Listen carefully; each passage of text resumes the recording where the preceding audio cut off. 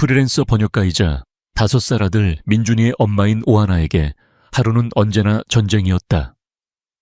낮에는 까다로운 법률 및 기술 문서의 단어 하나 문장 하나와 씨름하는 지적인 전사였고, 밤에는 잠투정하는 아들을 재우고 흩어진 장난감을 치우는 생활력 강한 전사였다. 그녀의 작은 아파트는 그녀의 두 세계를 고스란히 보여주었다. 거실 한쪽에는 전문 서적과 컴퓨터가 빼곡한 그녀의 작업 공간이, 다른 한쪽에는 공룡 인형과 알록달록한 그림책이 가득한 아들의 놀이 공간이 공존했다. 그날도 유난히 힘든 하루였다. 까다로운 M&A 계약서 번역을 마감 시간에 맞춰 겨우 끝냈고, 아들 민준이는 평소보다 더 늦게까지 잠들지 않았다. 자장가를 20번쯤 불렀을까. 마침내 새근새근 잠든 아들의 이마에 뽀뽀를 해주고 나서야 하나는 녹초가 된 몸을 이끌고 방을 나왔다. 시계는 자정을 가리키고 있었다. 지금 그녀에게 필요한 것은 오직 하나 뜨거운 물이 가득한 욕조에 몸을 담그는 것이었다. 하루의 피로와 스트레스를 씻어낼 수 있는 그녀만의 유일한 성격. 하나는 마지막 남은 힘을 쥐어짜며 하루의 마지막 보상을 위해 욕실로 향했다. 그녀는 아무 생각 없이 욕실 문고리를 잡고 안으로 들어섰다. 그리고 그 자리에 얼어붙었다. 따뜻한 김이 서린 욕실 안 샤워기에서 물이 쏟아지는 소리가 들렸다. 그리고 반투명 샤워 부스 너머로 낯선 남자의 실루엣이 보였다. 키가 크고 어깨가 넓은 완벽한 타인. 하나의 뇌가 정지했다. 이게 무슨 상황이지? 도둑 아니 세상에 이렇게 깨끗하게 몸부터 씻는 도둑이 어디 있단 말인가 귀신. 그녀가 숨을 멈춘 바로 그 순간 샤워부스 안의 남자가 인기척을 느낀 듯 물을 잠갔다. 정적이 흘렀다. 누구야? 낮고 날카로운 하지만 지독하게 매력적인 남자의 목소리가 욕실을 울렸다. 그 목소리에 하나의 이성이 마침내 돌아왔다. 그리고 그녀는 비명을 질렀다. 꺄. 그녀는 자신도 모르게 뒤로 물러서며 손에 잡히는 것을 집어들었다. 아들 민준이의 목욕 장난감인 노란색 고무오리였다. 그녀는 그 우스꽝스러운 무기를 방어적으로 앞으로 내밀며 소리쳤다. 누구세요? 당장 거기서 안 나와요. 경찰에 신고할 거예요. 잠시 후 샤워부스 문이 조심스럽게 열리고 남자가 모습을 드러냈다. 허리에 하얀 수건 한 장만을 아슬아슬하게 두른 채였다.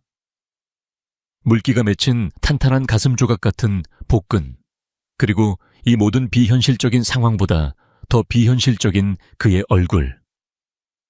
하지만 그의 얼굴에는 당황이 아닌 지독한 짜증이 서려 있었다. 남자는 고무 오리를 든 채 벌벌 떨고 있는 하나와 오리 궁둥이가 그려진 아이용 칫솔. 여기저기 흩어진 장난감들로 가득한 비좁은 욕실을 한번 훑어보았다. 그의 미간이 좁혀졌다. 여기가 찰사금 1호가 아니었나? 그가 물었다. 그의 목소리는 상황과 어울리지 않게 침착하고 위압적이었다. 여긴 13015예요. 당신 누구냐고요? 두 사람의 황당한 대치는 현관문을 미친 듯이 두드리는 소리에 의해 중단되었다. 하나가 경계심을 풀지 않은 채 뒷걸음질로 현관으로 향했다. 문을 열자 땀을 뻘뻘 흘리는 아파트 관리소장이 서 있었다. 오하나 씨, 정말 죄송합니다. 아이고, 일을 어쩌나. 관리소장은 거의 울기 직전이었다. 펜트하우스의 권희준 대표님, 대개 수도관이 터지는 바람에 긴급 공사를 해야 해서요. 그런데 오늘 출장 가신 줄 알고 저희가 착각해서 임시로 사용하시라고 대표님께 여기 마스터키를 드렸습니다. 정말 죄송합니다. 펜트하우스, 권희준 대표, 수도관, 마스터키. 단어들이 하나의 끔찍한 그림으로 맞춰졌다. 하나는 넋이 나간 채 관리소장과 어느새 관리소장이 가져온 비상용 가운을 걸친 채 욕실 문 앞에 서 있는 남자를 번갈아 보았다. 권희준. 얼마 전 이 아파트 펜트하우스로 이사 온 얼굴 한번 본 적 없는 미스터리한 남자. 그리고 국내 최고의 투자기업 넥서스 캐피탈의 냉혈한으로 소문난 바로 그 총수. 그녀는 방금 대한민국 재계를 움직이는 남자의 나체를 목격한 것이다. 그것도 자신의 집, 자신의 욕실에서. 관리소장이 거듭 사과하며 돌아간 후 집안에는 어색하고 무거운 침묵만이 남았다. 권희주는 이제 제법 단정한 가운 차림이었지만 그의 존재감은 하나의 작은 아파트를 가득 채우고도 남았다. 그는 비판적인 시선으로 그녀의 거실을 훑어보았다. 책과 서류, 그리고 아들의 장난감이 어우러진 지극히 현실적인 공간. 그의 완벽주의적인 세상과는 너무나도 다른 풍경이었다. 그가 마침내 입을 열었다. 그의 목소리에는 숨길 수 없는 경멸과 짜증이 섞여 있었다. 이 상황이 해결될 때까지 상당히 불편하겠지만 잠시 신세를 져야겠군. 그것은 양해를 구하는 말이 아니었다. 통보였다. 하나는 너무 지치고 충격적이어서 아무런 대꾸도 할 수 없었다. 그녀는 그저 자신의 성욕을 침범한 이 낯선 남자를 멍하니 바라볼 뿐이었다. 운명의 장난으로 그는 이제 그녀의 원치 않는 이웃이자 불청객이 되었다. 그녀의 평화롭지만 혼란스러운 세계는 그의 차갑고 질서정연한 세계와 정면으로 충돌했다. 그리고 두 사람의 세상은 다시는 예전 같을 수 없을 터였다. 다음 날 아침 오하나는 거의 뜬 눈으로 밤을 새웠다. 그녀의 소파에서 잠을 청한 권희주는 그 공간의 모든 것과 이질적인 존재처럼 보였다. 아침 햇살이 거실을 비추자 장난감 먹다 남은 과자, 크레용 자국이 어지럽게 널린 풍경이 드러났다. 결벽증에 가까운 질서와 통제의 신봉자인 그의 미간이 저절로 찌푸려졌다. 아들 민준이가 잠에서 깨어 소파 위에 낯선 남자를 발견했다. 아이의 눈에는 두려움 대신 순수한 호기심이 가득했다. 엄마, 저 아저씨 누구야? 그 천진난만한 질문이 어색한 아침의 얼음을 깨뜨렸다. 하나와 이준의 첫 번째 제대로 된 대화는 팽팽한 긴장감 속에서 이루어졌다. 그가 질서가 부족하다는 시계수동 공격적인 발언을 던지자 그녀는 남의 집 욕실에 함부로 침입하는 사람들에 대한 날카로운 일침으로 맞받아쳤다. 두 사람의 상극인 성격이 명확하게 드러나는 순간이었다. 한편 이준은 자신의 전문적인 세계에서도 위기를 맞고 있었다. 그는 하나가 마지못해 내어준 방 한 구석에 임시 사무실을 차리고 중요한 화상회의에 접속했다. 거대한 독일 기술 기업과의 M&A 계약이 걸린 문제였다. 계약의 성공은 기술 용어와 법적 함정으로 가득한 최종 계약서의 완벽하고 미묘한 뉘앙스를 살린 번역에 달려 있었다. 법무팀은 사내 번역가들로는 역부족이라고 보고했다. 업계 최고가 필요했다. 그들은 전설적인 프리랜서 번역가 오라클을 언급했다. 오라클은 완벽하고 신속한 작업으로 유명했지만 익명으로 활동하며 접촉조차 어렵기로 악명이 높았다. 이준은 그의 비서인 박 비서에게 명령했다. 무세운 수를 써서라도 오라클을 찾아내. 계약금은 부르는 대로 주겠다고 전하게. 바로 그 시각 거실의 다른 한편에서는 오하나가 오라클로서의 삶을 살고 있었다. 그녀는 자신의 작업 공간에 앉아 모니터에 가득한 복잡한 독일어 법률 문서에 완전히 몰입해 있었다. 그녀가 바로 그 전설의 오라클이었다. 그녀는 자신의 익명 채널을 통해 넥서스 캐피탈 이준의 회사로부터 온 의뢰를 확인했다. 보수는 엄청났고 마감 기한은 살인적이었다. 흥미로운 제안이었지만 대기업과의 작업은 늘 조심스러웠다. 동시에 그녀는 아들 민준이를 돌봐야 했다. 놀아달라고 조르는 아들, 간식이 필요한 아들, 그저 엄마의 포옹이 필요한 아들. 그녀의 삶은 일하는 엄마로서 끊임없이 두 가지 역할을 저글링하는 것의 연속이었다. 이준은 자신의 구석에서 이 모든 혼돈을 못마땅한 표정으로 지켜보았지만 그 모든 것을 능숙하게 처리하는 그녀의 모습에 자신도 모르게 생경한 존중심을 느끼고 있었다. 펜트하우스의 수도관 공사는 예상보다 길어졌다. 그들의 임시적인 상황은 계속 연장되었다. 이준의 소음에 대한 불평과 그의 오만함에 대한 하나의 불만은 매일같이 부딪혔다. 그러던 어느 날 작은 사건이 터졌다. 민준이가 열이 나기 시작한 것이다. 하나는 넥서스 캐피탈에 보낼 제안서를 작업하면서 동시에 아들을 돌보느라 정신이 없었다. 그녀는 지쳐 있었고 완전히 압도당한 상태였다. 아이의 울음소리에 대해 불평하려던 이주는 그녀의 얼굴에 서린 진심 어린 공황과 피로를 보았다. 약 청의 물수건. 그는 말없이 그녀의 손에서 제안서 서류를 받아 들었다. 그리고 자신의 노트북을 가리키며 말했다. 내가 번역을 할 수 있는 건 아니지만 서식 정리나 오타 확인 정도는 할 수 있어. 아이부터 챙겨. 그것은 그의 얼음장 같은 외면에 생긴 첫 번째 균열이었다. 그날 밤 민준이는 마침내 잠이 들었고 하나는 넥서스 캐피탈에 보낼 제안서의 마지막 부분을 마무리하고 있었다. 그녀는 그들의 제안을 받아들이기로 결정했다. 바로 그 시각 박 비서가 이준의 임시 사무 공간으로 뛰어들어오듯 보고했다. 혹은 전화를 걸었다. 대표님, 드디어 오라클과 연락이 닿았습니다. 계약에 긍정적인 답변을 보내왔습니다. 이준은 안도했다. 잘했어. 계약서에 서명하도록 당장 약속을 잡아. 신원 확인도 확실히 하고. 박 비서가 잠시 머뭇거렸다. 그게 대표님, 신원 확인 과정에서 알아낸 정보가 있습니다. 오라클의 본명은 박 비서가 그녀의 이름을 말하려는 바로 그 순간 하나의 프린터가 위잉 소리를 내며 작동하기 시작했다. 문서 한 장이 출력되어 나왔다. 그것은 넥서스 캐피탈에 보내는 계약 수락서였고 거기에는 그녀의 이름 오하나가 선명하게 찍혀 있었다. 그녀는 마지막 검토를 위해 그 종이를 집어들었다. 프린터 소리를 들은 이준은 무심코 그쪽으로 시선을 돌렸다. 그의 눈이 그녀의 손에 들린 문서에 멎었다. 그는 자신의 회사 이름인 넥서스 캐피탈과 그 아래에 적힌 그녀의 이름 오하나, 그리고 독일 M&A 계약의 프로젝트 코드를 동시에 보았다. 그의 귀에 박 비서의 목소리가 전화기 너머로 들려왔다. 오하나입니다. 대표님, 댁 아래층에 사시는. 이준은 자신이 그토록 혼란스럽고 비전문적인 방해꾼이라고 여겼던 여자를 보며 완전히 넋을 잃었다. 그녀가 바로 그가 필사적으로 찾아 헤매던 전설적인 천재 오라클이었다.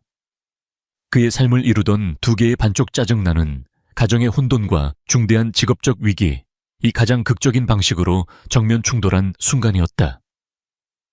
권희준이 자신이 의뢰한 넥서스 캐피탈의 클라이언트라는 충격적인 사실이 밝혀진 후 오하나의 아파트는 세상에서 가장 어색한 공동 사무실로 변모했다. 그 계약 내가 의뢰한 거요. 지훈의 그 한마디에 하나는 할 말을 잃었다. 자신의 삶을 송두리째 흔들어 놓은 오만한 불청객이 바로 그녀의 실력을 알아보고 업계 최고의 다우를 약속한 그 클라이언트라니. 아이러니도 이런 아이러니가 없었다. 두 사람 사이에는 긴장감 넘치는 하지만 어딘가 우스꽝스러운 계약서 서명식이 거실 한복판에서 열렸다. 그는 더원그룹의 총수였고 그녀는 전설의 번역가 오라클이었지만 동시에 그들은 원치 않는 하우스메이트였다. 이 기묘한 상황은 기존의 모든 권력 관계를 뒤죽박죽으로 섞어놓았다. 두 사람의 관계는 새로운 국면을 맞았다. 이준은 더 이상 그녀를 그저 지저분한 이웃으로 대할 수 없었다. 그녀는 그의 가장 큰 거래를 성공시킬 열쇠, 오라클이었다. 하나 역시 그를 오만한 침입자로만 볼 수 없었다. 그는 그녀의 가치를 알아보고 그에 합당한 대가를 지불할 준비가 된 클라이언트였다. 그는 자신의 최고급 보안 장비와 워크스테이션을 그녀의 아파트에 설치했다. 그들의 임시적인 동거는 이제 공식적인 협업 공간이 되었다. 함께 일하면서 두 사람은 서로의 진짜 모습을 목격하기 시작했다. 이준은 그녀의 천재성을 눈앞에서 확인했다. 그의 법무팀이 며칠을 끙끙대던 복잡한 독일어, 독소 조항을 그녀는 단 몇 시간 만에 완벽하게 번역해냈고 심지어 그들이 놓친 법적 허점까지 지적해냈다. 그녀의 날카로운 지성과 일에 대한 깊은 이해도에 그의 존경심은 날마다 커져갔다. 어느 날 밤 그는 진심으로 감탄하며 말했다. 당신 정말 오라클이 맞군. 하나 역시 그의 다른 면을 보게 되었다. 그녀는 그가 짊어진 엄청난 압박감, 끊임없이 울리는 전화, 그리고 수백 명의 직원을 책임져야 하는 리더의 무게를 보았다. 새벽 3시가 넘도록 지친 얼굴로 보고서를 검토하는 그의 모습에서 오만한 CEO의 가면, 뒤에 숨겨진 고독하고 헌신적인 남자를 발견했다. 두 사람의 개인적인 연결고리를 만들어준 것은 아들 민준이었다. 민준이는 무서운 아저씨를 전혀 두려워하지 않았고 종종 아이 특유의 엉뚱함으로 두 사람의 팽팽한 업무 분위기를 깨뜨렸다. 결정적인 사건은 어느 날 오후에 일어났다. 이준이 독일 파트너사와 중요한 화상회의를 하고 있을 때였다. 딱딱한 분위기 속에서 협상이 난항을 겪고 있을 때 엄마의 감시를 피해 나온 민준이가 방 안으로 아장아장 걸어 들어왔다. 그리고는 이준에게 자신이 가장 아끼는 공룡 장난감을 내밀었다. 아저씨, 티라노사우루스, 힘내. 화면 너머 가족 중심적이기로 유명한 독일 측 임원들의 얼굴에 따뜻한 미소가 번졌다. 그들은 아예 천진난만한 모습에 긴장을 풀었고 협상 분위기는 급격히 부드러워졌다. 이준은 처음으로 아이의 방해에 화를 내지 않았다. 그는 장난감을 그리고 민준이를 잠시 바라보더니 그의 입가에 아주 희미하지만 진실된 미소가 떠올랐다. 또 다른 날 하나는 민준이가 먹을 약을 사기 위해 급히 밖으로 나가야 했다. 그녀가 이준에게 아이를 맡겨도 될지 망설이고 있을 때 그가 먼저 무심한 척 말했다. 갔다 와. 30분 정도는 내가 볼 수 있으니. 하나가 나간 사이 그는 어색하게 민준이와 레고 블록을 쌓기 시작했다. 잠시 후 돌아온 하나가 본 것은 차가운 CEO가 거실 바닥에 앉아 레고 블록에 둘러싸인 차에 어쩔 줄 몰라 하면서도 놀라울 만큼 부드러운 눈빛으로 아이를 보고 있는 모습이었다. 그를 둘러싼 얼음벽이 분명히 녹아내리고 있었다. 하지만 그들의 관계가 녹아내리는 동안 외부에서는 새로운 위협이 자라나고 있었다. 이준의 오랜 라이벌인 최 이사는 수도관 파열 공작이 실패로 돌아갔다는 보고를 받았다. 계획이 실패했을 뿐만 아니라 이준이 어떻게든 오라클을 고용해 M&A 계약이 순조롭게 진행되고 있다는 사실에 그는 분노했다. 대체 오라클이 누구야? 내 계획을 망쳐놓은 그 번역가가 누군지 알아내. 그는 이준이 펜트하우스 아래층에 임시로 머물고 있다는 사실에 주목했다. 그는 점들을 연결하기 시작했다. 혹시 그 번역가가 근처에 있는 것은 아닐까? 그의 의심은 그 아파트에 사는 싱글맘에게로 향했다. 그는 그녀를 이준을 공격할 새로운 약점으로 보았다. 그 여자에 대해 샅샅이 뒤져봐. 약점이 될 만한 건 뭐든지 찾아내. 위협은 이제 공식적으로 하나를 향하고 있었다. 다시 하나의 아파트. 또 다른 늦은 밤이었다. 두 사람은 번역의 중요한 한 부분을 막 끝낸 후 조용히 커피를 마시고 있었다. 한결 편안해진 하나가 그에게 개인적인 질문을 던졌다. 대표님은 왜 그렇게까지 이 일에 모든 걸 거시는 거예요? 창밖을 보던 이준이 잠시 경계를 풀었다. 그는 비즈니스적인 답변 대신 진심을 말했다. 아버지께서 돌아가시기 전에 마지막으로 시작하신 일이라서 나한테는 단순한 계약이 아니라 일종의 증명 같은 거요. 그의 예기치 못한 솔직함과 아버지에 대한 마음이 하나의 가슴을 깊이 울렸다. 그녀는 그가 짊어진 무게를 보았다. 그녀는 본능적으로 손을 뻗어 그의 팔 위에 아주 잠깐 위로의 손길을 얹었다. 잘 될 거예요. 그 짧은 접촉이 두 사람 모두에게 전율을 일으켰다. 그들은 어색하게 물러섰고 공기는 갑자기 말로 표현할 수 없는 끌림으로 가득 찼다. 그들의 관계는 돌이킬 수 없이 업무적인 선을 넘어 개인적인 영역으로 들어서고 있었다. 바로 외부의 위험이 그들을 향해 서서히 다가오고 있는 그 순간에 착찬 로이, 데일라, 중사, 제4장, 권희준과 오하나, 그리고 민준. 세 사람이 함께하는 저녁 시간은 어느새 익숙한 풍경이 되어가고 있었다. 이준은 더 이상 거실 바닥에 흩어진 레고 블록에 미간을 찌푸리지 않았다. 오히려 그는 가끔 민준이와 함께 로봇을 조립하며 자신이 잊고 있던 어린 시절의 동심을 발견하곤 했다. 하나는 그의 딱딱한 셔츠 소매를 걷어 올리고 아이와 눈높이를 맞추는 모습에서 냉혈한 CEO가 아닌 따뜻한 남자의 가능성을 보았다. 그들의 어색했던 동거는 이제 위태롭지만 달콤한 유사 가족의 형태를 갖추어 가고 있었다. 하지만 폭풍 전의 고요함은 길지 않았다. 최 이사는 마침내 오하나에 대한 결정적인 정보 한 조각을 손에 넣었다. 그의 정보원이 끈질기게 파헤친 결과 오라클 오하나가 2년 전 지금 넥서스 캐피탈이 인수를 추진 중인 독일의 아헨바흐, H엠박 GmbH 사의 기술 특허 문건 하나를 번역했던 이력을 찾아낸 것이다. 그 자체만으로는 아무것도 아니었다. 프리랜서는 수많은 고객과 일하기 마련이다. 하지만 노련한 음모가인 최 이색에 그것은 우연이 아닌 완벽한 무기였다. 그는 이제 두 사람을 연결하고 동시에 파괴할 수 있는 연결고리를 찾아낸 것이다. M&A 협상은 극비리의 마지막 단계에 접어들고 있었다. 넥서스 캐피탈은 최종 인수 가격과 몇 가지 핵심적인 비밀 조항을 담은 최종 제안서를 보낼 참이었다.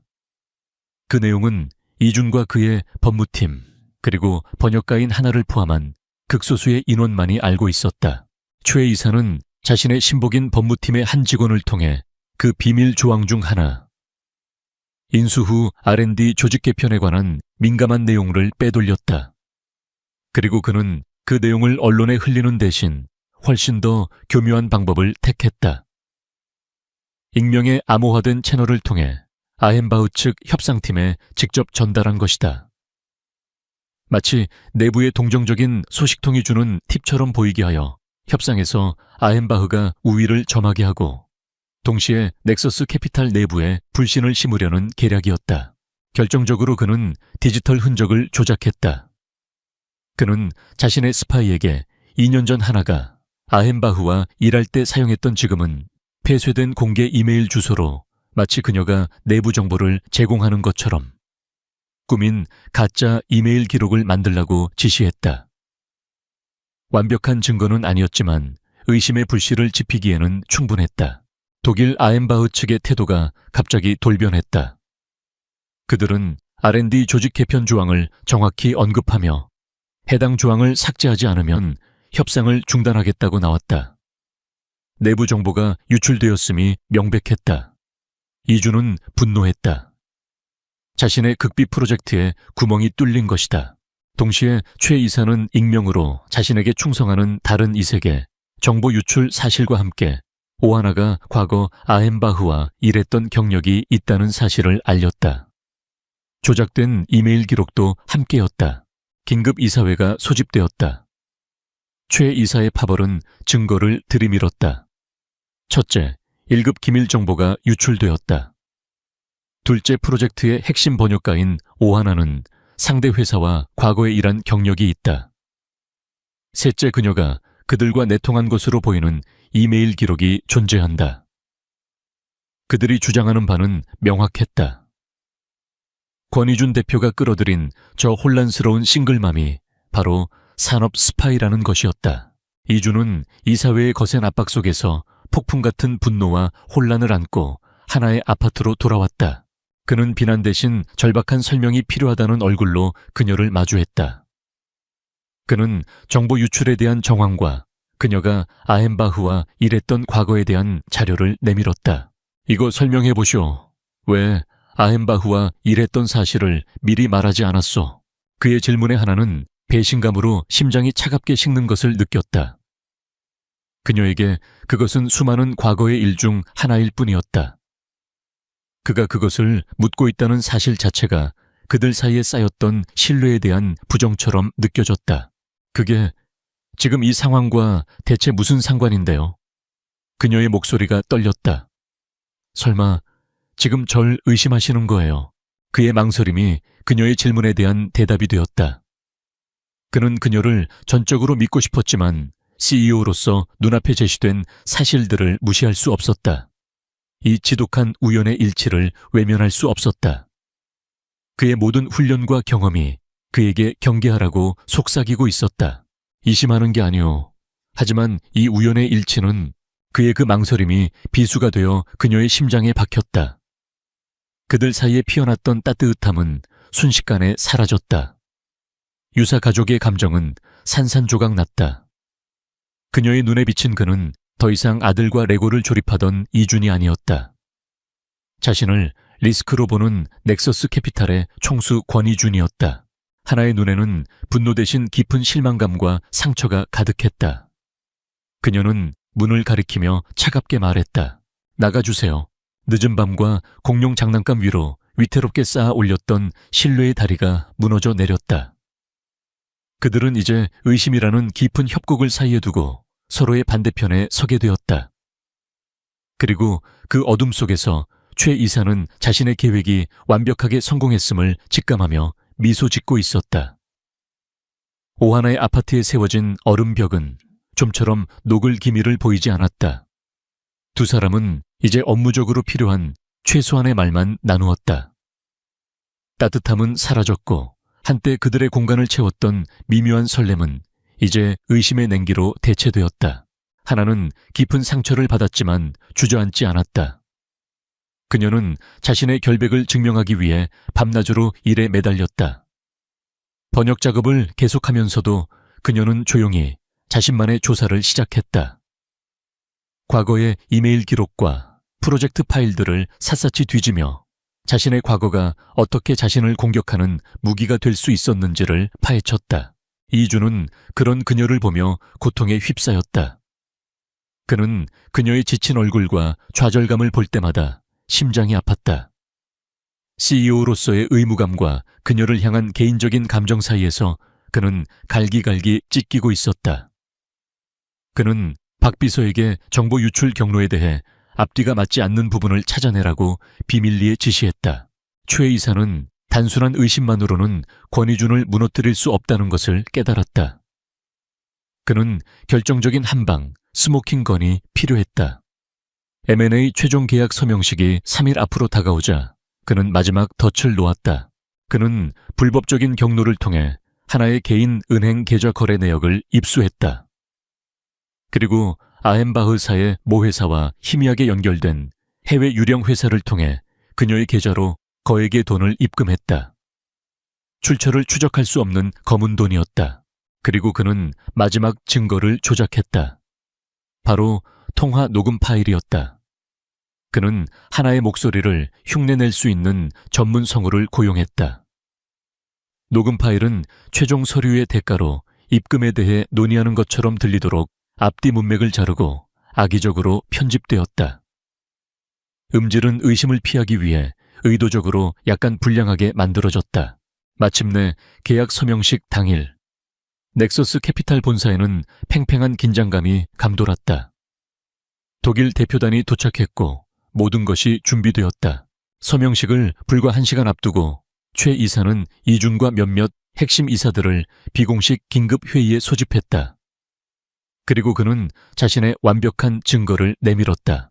거액의 정체불명, 자금이 입금된 하나의 은행 거래 내역서, 그녀가 대가에 대해 논의하는 통화 녹음 파일. 이것은 더 이상 의심이 아니라 팩트입니다. 최 이사가 선언했다. 오하나는 스파입니다. 그녀는 돈을 받았습니다. 만약 대표께서 이 계약서에 서명한다면 그것은 명백한 업무상 배임이자 회사를 배신하는 행위입니다. 이사들은 이준에게 최후 통첩을 날렸다. 그녀를 즉시 해고하고 내부 보안 문제를 이유로 계약식을 공개적으로 취소하며 그녀를 상대로 소송을 제기하라는 것이었다. 만약 거부한다면 대표이사 해임안을 즉시 발의하겠다고 했다. 이준은 집무실에 홀로 남았다. 그의 모든 것이 위기에 처했다. 그의 경력, 아버지가 남긴 유산, 그리고 한 여자에 대한 그의 믿음. 그는 녹음 파일을 들었다. 목소리는 그녀와 너무나 흡사했다. 은행 거래 내역은 흑백의 명백한 사실이었다. 모든 논리적인 증거가 그녀가 자신을 배신했다고 소리치고 있었다. 그는 눈을 감았다. 증거가 아닌 그녀를 생각했다. 아들을 바라보던 그녀의 눈빛, 열정으로 빛나던 눈으로 복잡한 계약서를 번역하던 그녀의 모습, 자신의 팔에 위로를 건네던 그녀의 따뜻한 손길, 공룡 장난감을 건네던 민준이의 해맑은 얼굴. 그는 깨달았다. 녹음 파일 속에 그 여자 돈을 위해 비밀을 파는 그 여자는 그가 알아가고 사랑하게 된 오하나가 아니라는 것을. 그것은 그녀라는 사람의 본질과 정면으로 부딪히는 모순이었다. 그는 선택해야만 했다. 논리와 공포에 호소하는 조작된 증거를 믿을 것인가? 아니면 순수한 믿음으로 자신이 사랑하게 된 사람 그 자체를 믿을 것인가? 이주는 자리에서 일어섰다. 그의 얼굴은 단호한 결심으로 굳어 있었다. 그는 집무실을 나와 불안하게 기다리는 이사들을 지나쳐 서명식이 열릴 메인 컨퍼런스 룸으로 향했다. 최 이사와 다른 이사들은 그가 계약을 취소하러 가는 것이라고 생각하며 그의 뒤를 따랐다. 이주는 연단으로 걸어나갔다. 그는 독일 대표단, 언론, 그리고 자신의 이사들을 차례로 둘러보았다. 그는 하나에 대해, 비난에 대해 한마디도 하지 않았다. 그는 그저 말했다. 그럼 시작하겠습니다. 그리고 계약서에 서명하기 위해 펜을 들었다. 최 이사가 경악하며 소리쳤다. 권희준 대표, 지금 제정신인가? 저 배신자와 함께 회사를 나락으로 떨어뜨릴 셈인가? 이주는 서류 위에 펜을 든 채 잠시 멈췄다. 그는 최 이사를 똑바로 바라보았다. 그의 눈은 얼음처럼 차가웠다. 나는 내 사람을 믿습니다. 그것은 짧은 문장이었지만 전쟁의 시작을 알리는 선언이었다. 그는 공개적으로 이사회를 거역하고 자신의 모든 것을 그녀의 결백에 걸고 있었다. 바로 그 순간 아파트에서 미친 듯이 일하던 하나의 눈에 무언가 들어왔다. 유출된 문서의 메타데이터. 파일이 그녀의 컴퓨터를 떠난 이후에 수정되었음을 증명하는 아주 작은 디지털 흔적. 그녀는 박 비서에게 메시지를 보냈다. 찾았어요. 함정이에요. 이준의 페니 계약서를 향해 움직였다. 믿음의 배팅이었다. 그리고 회의실 밖에서는 거대한 음모를 풀어낼 첫 번째 실마리가 막 발견되고 있었다. 그는 자신의 선택을 내렸고 이제 진정한 방역이 시작될 참이었다. 나는 내 사람을 믿습니다. 권희준의 그 한마디는 M&A 계약 서명식에 모인 모든 이들의 뇌리에 깊이 박혔다. 최 이사는 분노로 얼굴이 붉어졌지만 독일 대표단과 수많은 언론의 카메라 앞에서 그를 물리적으로 막을 수는 없었다. 이주는 흔들림 없는 손으로 계약서에 서명했다. 플래시가 터지고 더원그룹의 운명을 건 거대한 도박은 그렇게 시작되었다. 서명식이 끝나자마자 이주는 이사회의 분노, 어린 시선을 뒤로 한 채 박 비서와 함께 조용히 자리를 떴다. 그는 이사회와 싸우러 가는 대신 하나의 아파트로 향했다. 그는 그녀에게 모든 것을 걸었다. 이제는 함께 전쟁에서 이겨야 했다. 그는 최 이사가 자신을 압박하기 위해 사용했던 위조된 은행 거래 내역과 녹음 파일을 그녀에게 보여주었다. 그 증거들을 본 하나는 경악했지만 동시에 그 모든 것을 무시하고 자신을 믿어준 그에게 깊은 감동을 받았다.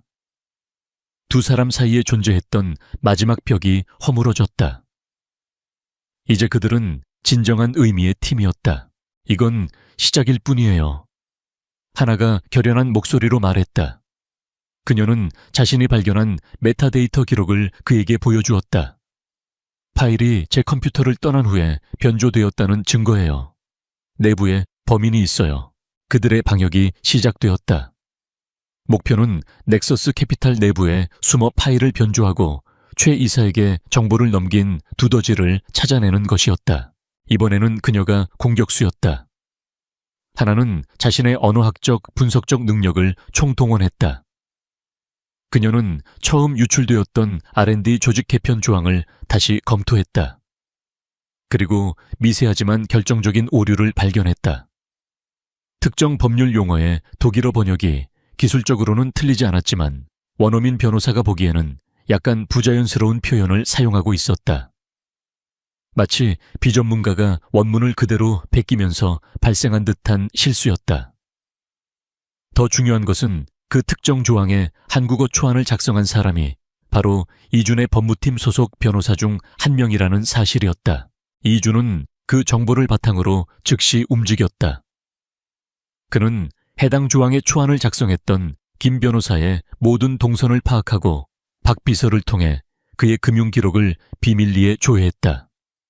그리고 찾아냈다.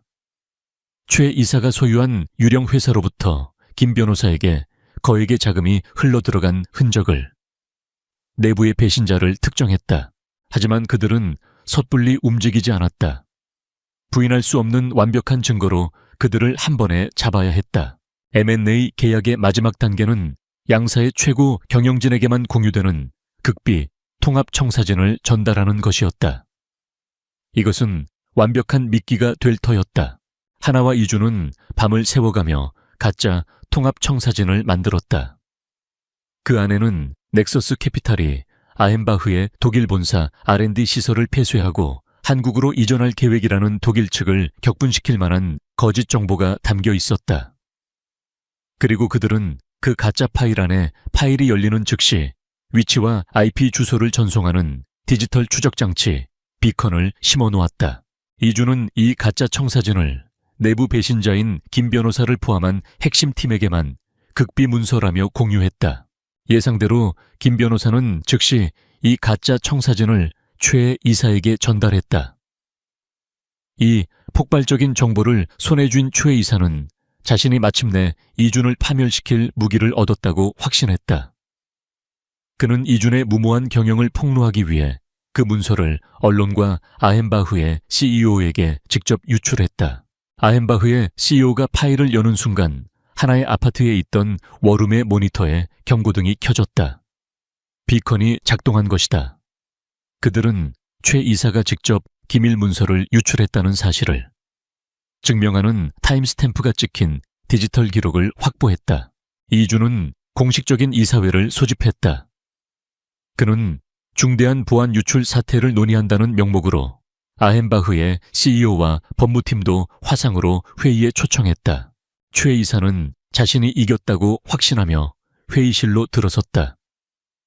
그는 이준의 무능함을 증명할 통합청사진을 손에 들고 있었다. 그는 이 자리에서 이준을 해임시키고 모든 것을 차지할 생각이었다. 회의가 시작되자 최 이사는 극적인 연기를 펼치며 이준이 아헨바흐를 파괴할 끔찍한 계획을 세웠다고 비난했다. 그는 가짜 청사진을 증거로 제시하며 외쳤다. 이 남자는 거짓말쟁이이며 우리의 새로운 파트너십을 망치고 있습니다. 이준은 조용히 그의 말을 들었다. 최 이사의 연설이 끝나자 그는 화상회의 화면 속 아헨바흐의 CEO를 향해 말했다. 슈미트 대표님, 이 문서를 최 이사님께 직접 받으신 것이 맞습니까? 독일인 CEO가 고개를 끄덕였다. 이준은 차갑게 미소 지었다. 그거 참 잘 됐군요. 왜냐하면 그 문서는 내부의 반역자를 색출하기 위한 목적으로 만들어진 완전한 가짜이기 때문입니다. 그는 메인 스크린에 자신의 방역 증거들을 띄웠다. 첫째, 내부 유출의 증거가 된 하나의 분석 자료. 둘째, 김 변호사와 최 이사를 잇는 금융 거래 내역. 셋째, 가짜 청사진 파일이 김 변호사에게서 최 이사에게로 그리고 최 이사에게서 아헨바흐 CEO에게로 이동한 경로를 보여주는 비컨의 추적 기록. 그것은 완벽한 체크메이트였다. 최 이사의 얼굴이 잿빛으로 변했다. 그는 자신이 판 함정에 스스로 빠졌으며 이사회와 새로운 해외 파트너 앞에서 자신의 배신 행위를 직접 증명했다는 사실을 깨달았다. 이준은 이 모든 조사 과정의 핵심에 있었던 하나와 나란히 섰다. 그는 패배한 최 이사를 내려다보며 말했다. 당신이 말하던 그 배신자가 누구인지 이제 여기 있는 모두가 알게 된 것 같군요, 최 이사. 그의 마지막 말은 최 이사에 관해 박히는 마지막 목과도 같았다. 전쟁은 마침내 끝이 났다. 최 이사와 그의 공범자들이 보안 요원들에게 끌려나가자 회의실에는 정적이 흘렀다. 모든 것이 끝났다. 아헨바흐의 독일인 CEO는 권위준의 단호하고 윤리적인 위기 처리 능력에 깊은 감명을 받았으며 두 회사의 파트너십은 이전보다 더욱 굳건해졌다고 선언했다. M&A 계약은 완벽한 승리 속에서 마무리되었다. 그날 밤 모든 소동이 끝난 후 다시 하나의 아파트로 돌아온 두 사람 사이에는 안도감과 탈진, 그리고 말로 표현할 수 없는 강한 유대감이 흐르고 있었다. 원치 않던 동거로 시작된 그들의 관계는 이제 생사를 함께한 전우애와 같은 끈끈함으로 변해 있었다. 며칠 후 펜트하우스의 수도관 공사가 마침내 끝났다. 권희준이 자신의 집으로 돌아가야 할 시간이 온 것이다. 그들의 관계를 새롭게 정의해야만 하는 전환의 순간이었다. 그가 자신의 몇 안 되는 짐을 챙기는 모습은 어딘가 서글펐다. 그새 무서운 아저씨에게 정기든 민준이가 그의 옷자락을 붙잡고 물었다. 아저씨, 이제 안 와요. 그 천진난만한 질문이 어른 두 사람의 마음을 무겁게 짓눌렀다. 자신의 넓고 화려하지만 살균처리라도 한 듯 차가운 펜트하우스로 돌아온 첫날 밤 이주는 지독한 공허함을 느꼈다. 완벽한 질서와 고요함 속에서 그는 아래층에 그 따뜻한 혼돈을 그리워하고 있는 자신을 발견했다. 민준이의 웃음소리 하나의 커피향, 뒤죽박죽 섞인 책과 장난감들. 그의 완벽하게 통제된 세상은 이제 텅 빈 감옥처럼 느껴졌다. 그는 자꾸만 핑계를 만들어 아래층으로 내려갔다. 소금이 떨어져서 혹은 계약서에 대해 추가로 확인할 것이 있어서. 그 핑계들이 얼마나 어설픈지는 두 사람 모두 알고 있었다. 어느 날 저녁 그는 매우 중요한 서류를 들고 그녀의 집을 찾았다. 물론 그것도 핑계였다. 민준이를 재우고 거실에서 조용히 책을 읽고 있던 하나. 바로 지금이라고 그는 생각했다. 하지만 수백억짜리 계약을 냉철하게 지휘하던 남자는 사랑 앞에서 서투른 소년이 되었다. 그는 격식 있는 감사 인사로 말을 시작하려 했지만 단어들이 목구멍에 걸려 제대로 나오지 않았다. 오하나 씨, 당신 덕분에 회사가... 그는 스스로에게 짜증이 났다. 준비했던 말을 포기하고 그냥 모든 것을 내뱉어 버렸다. 모르겠어. 당신이랑 민준이가 없으니까 위층이 너무 조용하고 텅 빈 것 같소. 그게 다요. 그것은 조금도 세련되지 않았지만 지독하게 솔직한 고백이었다. 그는 한 걸음 더 다가섰다. 그의 눈은 그 어느 때보다 진지했다. 나는 내 삶에 당신과 민준이가 필요하오. 업무 파트너로서가 아니라 그냥 내 옆에. 그의 서투른 고백을 듣는 하나의 얼굴에 천천히 아름다운 미소가 번졌다. 그녀가 기다리고 또 바라왔던 순간이었다. 그의 어설픈 말이 그 어떤 화려한 미사여구보다 더 진실하게 들렸다. 그녀는 장난기 가득한 목소리로 그를 놀렸다. 그거 지금 고백하시는 거예요. 대표님, 번역이 좀 필요한데요. 그 한마디에 마지막 긴장감마저 사라졌다. 그는 안도감과 허탈함이 뒤섞인 표정으로 그녀를 바라보았다. 그렇소. 고백이요. 아주 서투르고 엉망인 고백. 번역 완료. 그녀가 밝게 웃으며 말했다. 합격이에요. 그녀는 자리에서 일어나 그에게로 다가가 이번에는 먼저 그의 입에 부드럽게 입을 맞추었다. 몇 달이 흘렀다. 마지막 장면. 세 사람은 주말을 맞아 집에서 함께 팬케이크를 만들고 있었다. 이준 하나, 그리고 민준. 웃음소리가 집안을 가득 채웠다. 그때 초인종이 울렸다. 배달된 것은 커다란 액자였다. 그녀의 재택 사무실에 걸 새로운 간판이었다. 거기에는 오라클 대신 오라클 앤 파트너스라는 문구가 아름답게 디자인되어 있었다. 그가 보낸 선물이었다. 액자를 바라보는 그녀의 뒤로 다가온 이준이 그녀의 허리를 감싸 안았다. 민준이가 달려와 두 사람의 다리를 껴안았다. 카메라는 그들의 행복하게 얽힌 손을, 그리고 서로를 바라보는 사랑, 가득한 얼굴을 비춘다. 그들은 더 이상 이웃이나 동료가 아니었다. 수도관 파열과 기업 전쟁, 그리고 흔들리지 않는 신뢰를 바탕으로 탄생한 세상에서 가장 특별하고 사랑스러운 가족이었다. 그들 앞에 펼쳐진 미래를 향해 함께 나아갈 준비가 되어 있었다. 서울의 심장부 테헤란로의 오후는 언제나처럼 잿빛 하늘 아래 분주하게 움직였다. 11월의 칼바람이 빌딩숲 사이를 휘저으며 행인들의 옷깃을 파고들었지만 마이바흐의 뒷좌석은 바깥 세상과 완벽하게 단절된 고요한 섬이었다. JK그룹의 총수 강민주는 태블릿 화면에 떠있는 복잡한 재무제표에서 눈을 떼지 않았다. 그의 세상은 이처럼 숫자로 이루어져 있었다. 예측 가능하고 통제 가능하며 감정이라는 비효율적인 변수가 끼어들 여지가 없는 세계. 그의 손가락이 매끄러운 화면을 스쳐 지나갈 때마다 수천억 원의 자산이 움직이고 수만 명의 운명이 결정되었다. 35의 나이에 대한민국 재계의 정점에 선 남자. 사람들은 그를 얼음 심장을 가진 전략가라 불렀다. 그의 얼굴에는 감정이 거의 드러나지 않았고 그의 목소리는 언제나 기계처럼 정확한 톤을 유지했다. 그에게 성공은 당연한 귀결이었고 실패는 데이터 분석의 오류일 뿐이었다. 예상치 못한 급정거와 함께 민준의 미간에 아주 옅은 주름이 잡혔다. 그의 완벽하게 계획된 일정에 교통체증이라는 무례무리한 불청객이 끼어든 것이다. 그는 태블릿에서 눈을 들어 무심하게 차창 밖을 내다보았다. 퇴근 시간을 앞둔 거리는 사람들로 가득했고 모두가 각자의 목적지를 향해 바쁘게 얽혀 있었다. 민준에게 그들은 그저 도시의 배경 익명의 풍경일 뿐이었다. 그때였다. 그의 시선이 보도블록 한 구석에 멈췄다.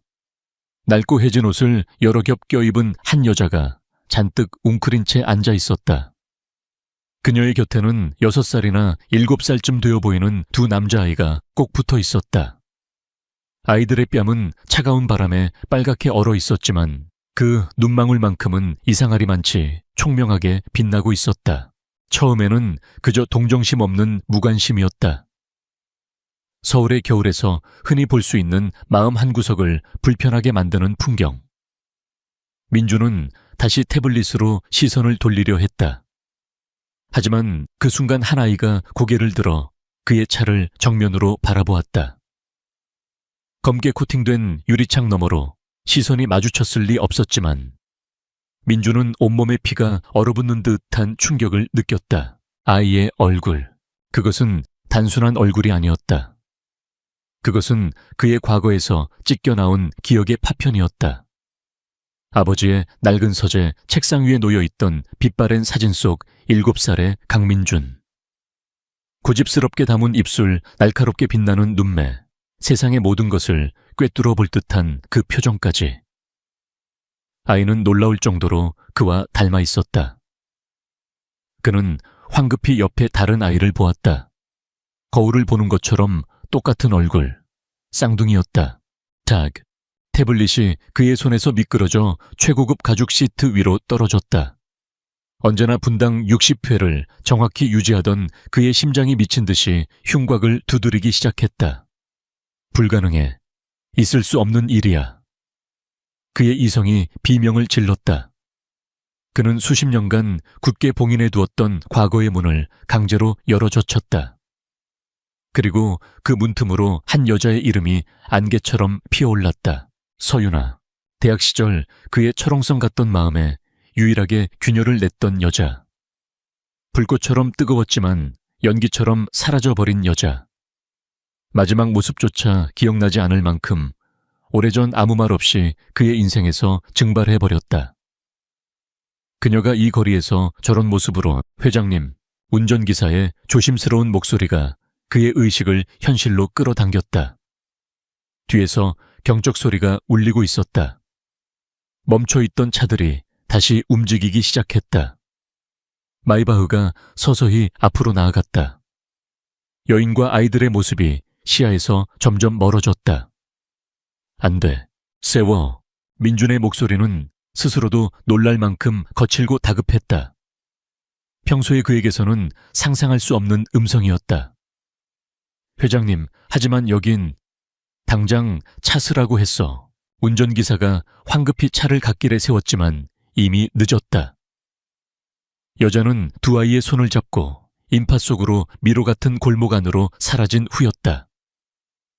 민주는 차 문을 열고 뛰쳐나갈 것 같은 충동을 가까스로 억눌렀다. 수많은 시선 속에서 JK그룹의 총수가 길거리에서 소란을 피울 수는 없는 노릇이었다. 그는 다시 채 올랐다. JK 타워의 펜트하우스 집무실로 돌아오는 내내 그는 아무 말도 하지 않았다. 그가 정복한 도시의 화려한 야경이 파노라마처럼 펼쳐지는 통유리창이 오늘따라 감옥의 창살처럼 느껴졌다.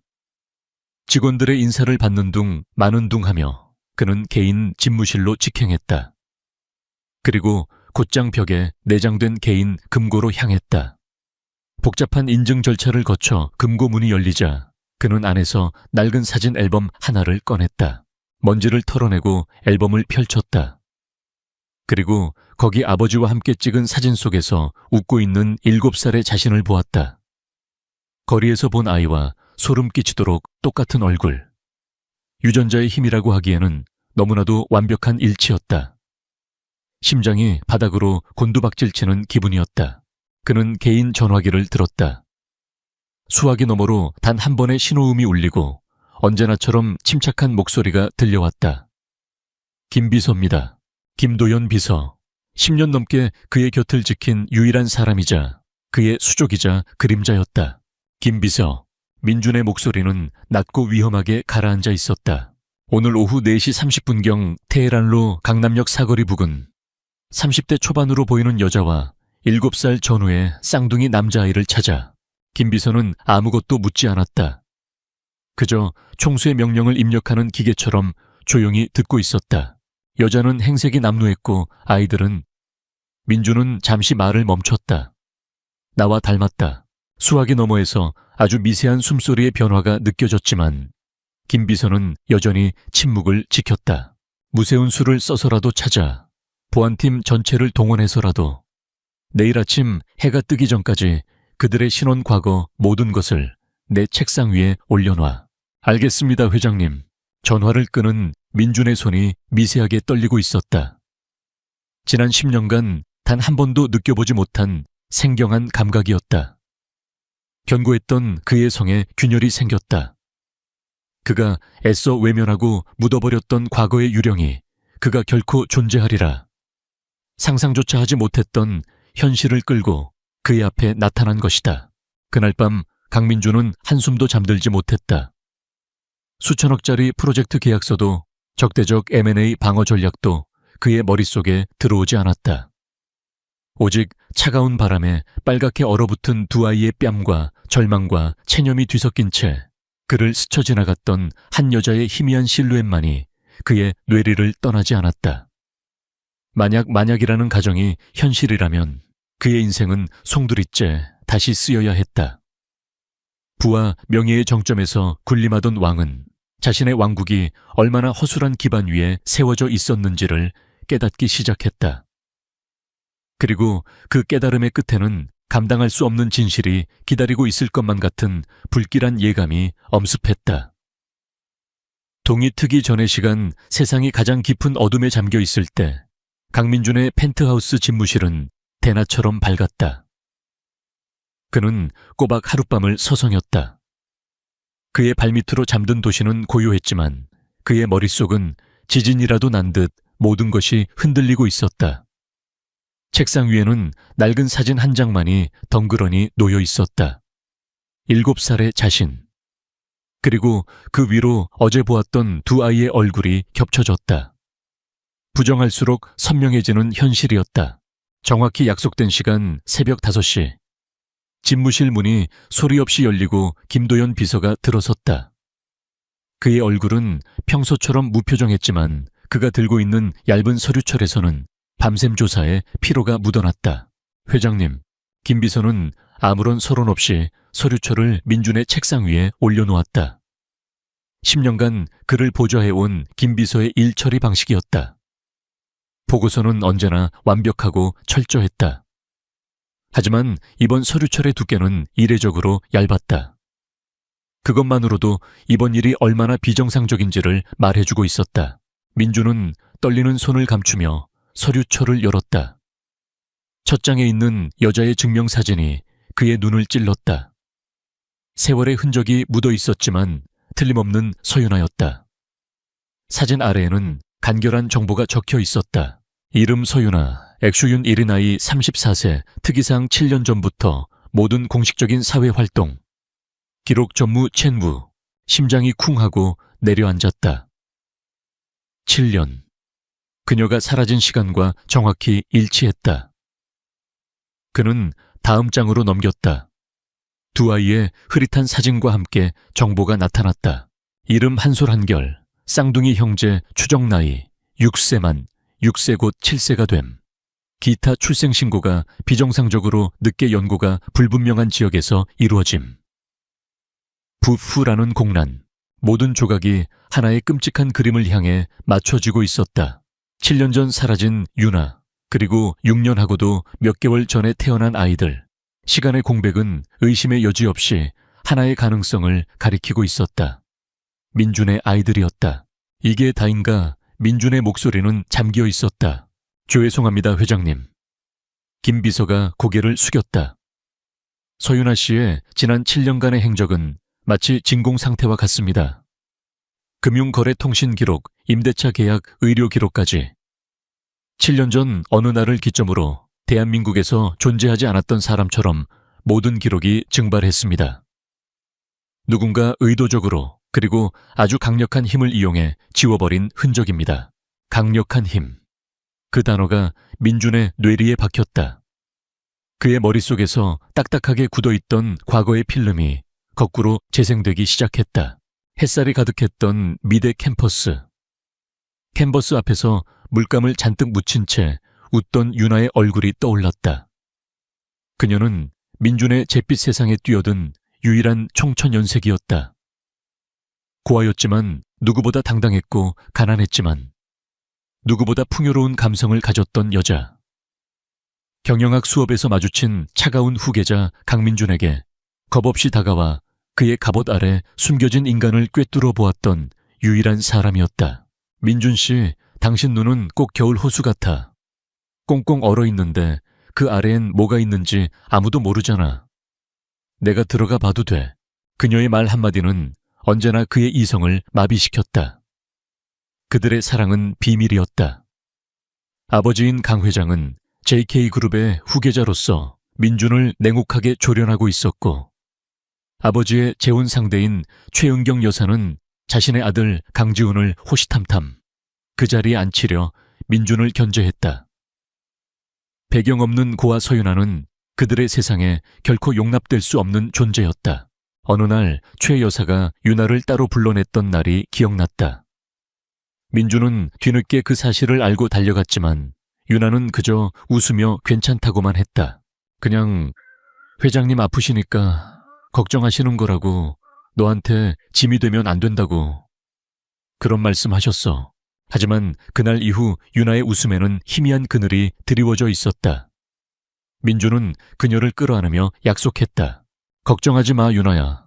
내가 내 자리를 완벽하게 굳히면 그때는 아무도 우리 사이를 막지 못해. 그때까지만 조금만 기다려줘. 그것이 그의 오만이었다. 그는 자신이 모든 것을 통제할 수 있다고 믿었다. 홍콩에서 중요한 계약을 성사시키고 돌아오면 모든 것을 바로잡고 그녀를 세상에 공개하리라 다짐했다. 하지만 그가 돌아왔을 때 유나는 사라져 있었다. 남은 것은 미안해, 나를 찾지 마 라는 차가운 문자 메시지 한 통뿐이었다. 그는 분노했고 배신감에 치를 떨었다. 그녀가 자신을 버렸다고 생각했다.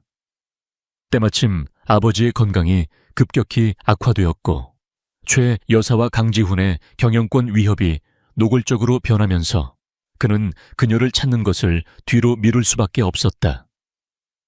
슬픔을 분노로, 분노를 냉정함으로 바꾸며 그는 전쟁을 치렀다. 그리고 마침내 모든 것을 손에 넣었을 때 서윤아라는 이름은 그의 마음속 가장 깊은 곳에 묻힌 상처가 되어 있었다. 회장님, 김 비서의 목소리에 민준은 길고 긴 회상에서 깨어났다.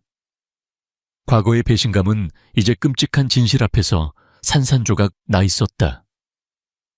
그녀가 떠난 게 아니었다. 쫓겨난 것이었다. 그의 아이를 가진 채로 의도적으로 지워진 7년의 기록, 그리고 그럴 만한 동기와 수단을 가진 단 한 사람, 최은경 여사. 자신의 아들 강지훈 늘 후계자로 만들기 위해서라면 무슨 짓이든 하고도 남을 여자. 민준에게 서윤아라는 약점이, 그리고 그 약점에서 파생될 핏줄이라는 변수는 그녀에게 반드시 제거해야 할 대상이었을 것이다. 그동안 가끔씩 느껴졌던 최 여사의 자애로운 미소 뒤에 숨겨진 섬뜩함의 이유가 이제야 명확해졌다. 처음의 충격은 차가운 분노로 변하고 있었다. 이것은 단순히 옛사랑과 몰랐던 아이들에 대한 문제가 아니었다. 이것은 7년간 이어진 거대한 음모였고 자신과 자신이 지켰어야 할 사람들을 향한 명백한 공격이었다. 민주는 자리에서 일어나 창가로 걸어갔다. 동쪽 하늘이 서서히 밝아오고 있었다. 잠에서 깨어나는 도시의 풍경을 내려다보며 그의 눈빛은 이전보다 훨씬 더 차갑고 날카로워졌다. 그의 세상은 뒤집혔지만 오히려 정신은 얼음처럼 맑아졌다. 그는 더 이상 충격에 빠진 남자가 아니었다. 그는 다시 얼음 심장을 가진 전략가로 돌아왔다. 다만 이번 전쟁의 목표는 돈이나 권력이 아니었다. 그는 김비서를 돌아보며 새로운 명령을 내렸다. 김비서, 서윤아 씨의 과거 추적은 일단 보류해. 네. 대신 새로운 조사를 시작한다. 극비리에. 최은경 이사장님의 지난 8년간의 모든 금융거래 통화 기록 사적인 만남을 전부 파악해. 그녀가 운영하는 모든 자선재단의 자금 흐름을 샅샅이 뒤져. 단 1원이라도 돈이 어디로 흘러 들어갔는지 알아내. 김비서의 눈이 순간적으로 커졌다가 이내 평정을 되찾았다. 그는 이것이 무엇을 의미하는지 즉시 깨달았다. 이것은 단순한 뒷조사가 아니었다. JK그룹 내부의 가장 깊고 어두운 곳을 향한 선전포고였다. 그리고 민준이 덧붙였다. 서윤아 씨와 아이들의 위치를 다시 파악해. 이번에는 접근하지 말고 멀리서 24시간 철저하게 보호해. 그들 모르게 머리카락 한 올이라도 다치게 하는 자는 누구든 내가 직접 지옥을 보여줄 테니까. 김도연 비서는 깊이 고개를 숙였다. 명심하겠습니다, 회장님. 해가 완전히 떠올랐다. 강민준의 얼어붙었던 겨울 호수 같은 눈동자 속에서 차가운 분노의 불꽃이 타오르기 시작했다. 7년간의 거짓된 평화는 끝났다. 이제 진실을 위한 전쟁이 시작될 것이었다. 김도연 비서의 팀은 유능했다. 하루가 차에 지나지 않아 서윤아와 두 아이가 머무는 곳을 찾아냈다. 보고서에 찍힌 주소는 서울의 번영에서 비껴간 재개발이라는 이름 아래 서서히 허물어져가는 낡은 동네였다. 한때는 사람 사는 온기로 가득했을 골목은 이제 쓰레기와 폐자재만이 나뒹굴고 있었다. 강민준의 세상과는 빛과 그림자만큼이나 다른 곳이었다. 제가 가겠습니다. 회장님 위험합니다. 저희 팀을 보내시죠. 김비서의 만류에도 민준은 고집을 꺾지 않았다. 이것은 대리인을 보낼 수 있는 성질의 일이 아니었다. 7년의 세월과 그가 짊어져야 할지도 모를 진실을 마주하는 일이었다. 그는 그의 운전기사와 마이바흐를 돌려보내고 눈에 띄지 않는 국산 세단을 직접 몰아 그 낯선 동네로 향했다. 핸들을 잡은 그의 손에는 긴장과 죄책감, 그리고 끔찍한 진실을 제 눈으로 확인하고야 말겠다는 절박함이 뒤섞여 있었다. 금방이라도 무너져 내릴 것 같은 낡은 다세대 주택 3층. 복도는 어둡고 차가운 곰팡이 냄새로 가득했다. 민주는 3가급 2호의 얇은 철문 앞에서 잠시 숨을 골랐다. 문틈으로 희미한 불빛과 함께 아이를 달래는 듯한 나직한 목소리가 새어나왔다. 그의 심장이 거칠게 요동쳤다. 똑, 똑. 그가 문을 두드렸다. 잠시 후 삐걱거리는 소리와 함께 문이 열리고 그토록 그리워하고 또 원망했던 얼굴이 나타났다. 서윤아. 그녀는 거리에서 보았을 때보다 더 수척해 보였다. 그러나 그를 알아본 순간 그녀의 눈에 떠오른 감정은 기쁨이나 안도가 아니었다. 그것은 순수한 충격과 공포였다. 어떻게... 유나야, 나야. 민준의 목소리가 나오자 유나의 얼굴은 새하얗게 질렸다. 그녀는 본능적으로 문을 닫으려 했다. 당신이 여길 왜 와? 어떻게 알고? 제발 그냥 가. 여긴 당신이 올 곳이 아니야. 그녀의 등 뒤로 호기심 가득한 눈망울 두 쌍이 나타났다. 한 소리와 한결이었다. 아이들은 민준을 두려움 없이 그저 낯선 어른을 보는 순수한 궁금증으로 바라보았다. 한 아이가 엄마의 옷자락을 잡아당기며 물었다. 엄마 누구야? 그 한마디가 두 어른의 가슴에 비수처럼 박혔다. 유나는 아이들을 자신의 등 뒤로 황급히 숨겼다. 민준은 필사적으로 말을 이었다. 얘기 좀 해, 유나야. 제발. 왜 떠났어? 그리고 저 아이들. 내 아이들 맞아. 그의 질문에 유나의 몸이 격렬하게 떨렸다. 그녀의 눈에 공포와 함께 깊은 분노가 서렸다. 당신과는 상관없는 아이들이야. 이건 내 인생이야. 내가 겨우 지키고 있는 이 작은 세상 제발 망가뜨리지 마. 당신이 사는 그 세상. 나 같은 사람은 잡아먹는 곳이잖아. 내 아들들까지 그렇게 만들 순 없어. 그녀는 온 힘을 다해 민준을 밀쳐내고 문을 닫아버렸다. 둔탁한 소리와 함께 문 안에서 자물쇠가 잠기는 소리가 들렸다. 민준은 차갑고 어두운 복도에 홀로 남겨졌다. 문 안쪽에서 새어나오는 그녀의 억눌린 흐느낌이 그의 심장을 갈기갈기 찢어놓았다. 7년 만의 재회는 이렇게 거절과 절망으로 끝났다. 같은 시각 서울의 부촌 평창동에 위치한 고풍스러운 한옥. JK그룹의 안주인이자 명예회장인 최은경 여사가 우아한 자태로 난을 치고 있었다. 그때 그녀의 개인 전화가 조용히 울렸다. 발신자는 그녀가 심어놓은 눈 중 하나였다. 네, 강민준 회장이 직접 그 여자를 찾아갔습니다.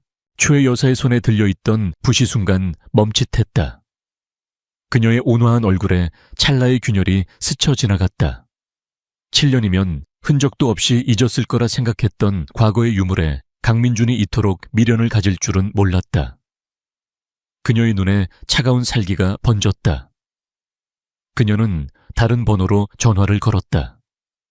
수화기 너머에서는 목소리 변조를 거친 기계음이 들려왔다. 알아챘어. 더 확실한 경고를 보내야겠군. 다시 사라지게 해. 이번에는 필요하다면 영원히. 사고로 보이게 처리해. 어떤 흔적도 남기면 안 돼. 수화기를 내려놓은 최 여사는 다시 아무 일 없었다는 듯 난을 치기 시작했다. 그녀의 입에는 자애로운 미소가 걸려 있었지만 그 눈빛은 뱀처럼 차가웠다. 민준의 방문으로 극도의 불안에 휩싸인 유나는 이곳을 떠나야겠다고 결심했다. 그녀는 아이들의 몇 안 되는 옷가지와 낡은 동화책을 작은 가방에 쑤셔 넣었다. 또다시 시작될 도망이었다. 그날 밤 세 식구는 버스터미널로 가기 위해 인적 드문 골목길로 나섰다. 그때였다. 어둠 속에서 헤드라이트가 번쩍이더니 검은색 승합차 한 대가 굉음을 내며 그들을 향해 돌진했다. 악! 유나는 본능적으로 두 아이를 품에 끌어안고 옆으로 쓰러졌다. 승합차는 아슬아슬하게 그들을 비껴가 급정거했다. 흩어진 짐과 먼지 속에서 유나는 공포에 질려 떨었다. 차에서 건장한 남자 둘이 내렸다. 그들은 아무 말도 하지 않았다. 그저 차갑고 위협적인 눈빛으로 세 식구를 잠시 쏘아볼 뿐이었다. 그것은 명백한 경고였다. 우리는 네가 어디 있는지 안다.